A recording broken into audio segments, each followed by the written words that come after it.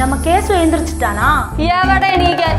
രാത്രി ഒന്നും ഉറക്കൂലല്ലോ, full time പിള്ളേരുടെ കൂടെ ഗെയിം കളിച്ചോണ്ടിരിക്കുവല്ലേ. അത് കഴിയുമ്പോഴത്തേക്ക് കുനുകുനാ വർത്താനം. 10-11 മണി വരെ കിടന്ന് ഉറങ്ങിക്കൊണ്ടിരിക്കുന്നേ. കിടക്കട്ടെ, സുഖമായിട്ട് കിടന്നുറങ്ങട്ടെ.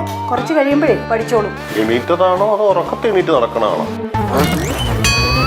ഉപ്പും മുളകും ഇന്ന് വൈകുന്നേരം 6:30 ഫ്ലവേഴ്സിൽ. ഒരു ഇമോഷണൽ എപ്പിസോഡിന് ശേഷം പിന്നെ ഒരു കോമഡി എപ്പിസോഡ് തന്നെയാണ് വന്നിരിക്കുന്നത്. കേശുവിന്റെ ഉറക്കത്തിനെ ചുറ്റിപ്പറ്റിയിട്ടാണ് സംഭവം പോകുന്നത്. അത്യാവശ്യം ഒരു കോമഡി വർക്കൗട്ട് ചെയ്യാൻ പറ്റുന്നതാണ് പ്രമോ കണ്ടപ്പോൾ തോന്നിയത്. കാരണം കേശു ഫുൾ ടൈം ഗെയിം കളിയും പിന്നെ രാത്രി ചാറ്റിങ്ങോ പരിപാടിയോ സംസാരമൊക്കെയാണ്. എന്നിട്ട് ഉറക്കമൊന്നുമില്ല. എന്നിട്ട് രാവിലെ എണീച്ച് എല്ലാവരും മുമ്പിൽ കൂടെ ഇങ്ങനെ ഉറങ്ങി അടക്കുകയാണ്. നമുക്ക് ഇതിനു മുമ്പ് ഒരു ലച്ചുവിൻ്റെ ഒരു ഉറക്കം ഒരു എപ്പിസോഡ് ഉണ്ടായിരുന്നു. പക്ഷെ അതിൽ ലച്ചു പിച്ചുമ്പയും പറയുന്നത് അതിനെ ചുറ്റിപ്പറ്റിയിട്ടൊരു സംഗതിയായിരുന്നു. പക്ഷെ ഇതെന്ന് വെച്ചാൽ കേശു ഒന്നും പറയുന്നതൊന്നുമില്ല, ഫുൾ ടൈം ഉറങ്ങിക്കൊണ്ടിരിക്കുകയാണ്.